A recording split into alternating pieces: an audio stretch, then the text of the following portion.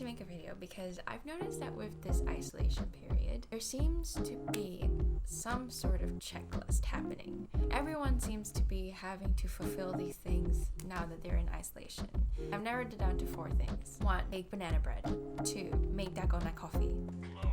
I was like, there's 20,000 followers. Yeah. Which, by the way, I can't get it. I whip and I whip and it doesn't work. It just doesn't work. And also, I'm not putting in the effort. Number 3, get a TikTok. And number 4, cutting your bangs.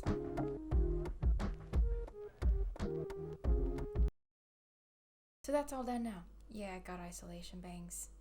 Anyway, what else do you do? I think the only thing that I could think of during this time is actually to contribute. It is especially evident during this time of isolation. Of course, you're gonna see this everywhere, where there are a lot of organizations out there and groups of people out there who still need a lot of help. I'm thinking about families, parents, and children who live in abusive homes or at home, where migrant workers who don't get to perform any social distancing because of their living conditions, or even people who are suffering mentally and they don't deal with isolation very well. These are places and people that unfortunately cannot deal with the situation very well. And so I am asking you guys to find it in yourself to be able to contribute whatever that you have, be it your money or your time, to be able to just give back a little bit and help those who are not doing so well during this time of isolation. I have put some links down in the subscription box for organizations in Australia to help in terms of families, mothers, women, and children who need more help. Also, healthcare workers. Even little things like Hungry Jack's is doing a thing where if you're a healthcare worker, you can get like a free coffee or a free drink.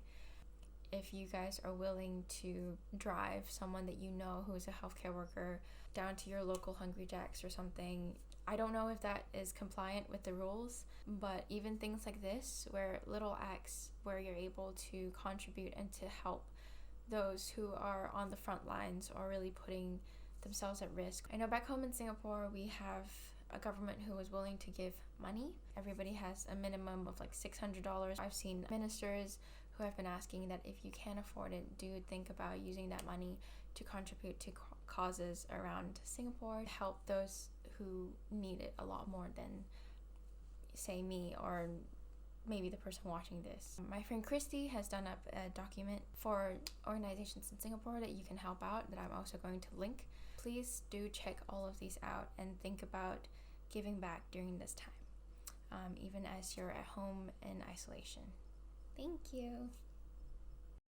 I just wanted to make another disclaimer that despite all that I've said, if you feel like you can't contribute or you are not at a place mentally, physically, financially to be able to donate or to contribute anything, don't feel obliged. It is completely up to you, and your health is a priority, especially when it comes to your mental health.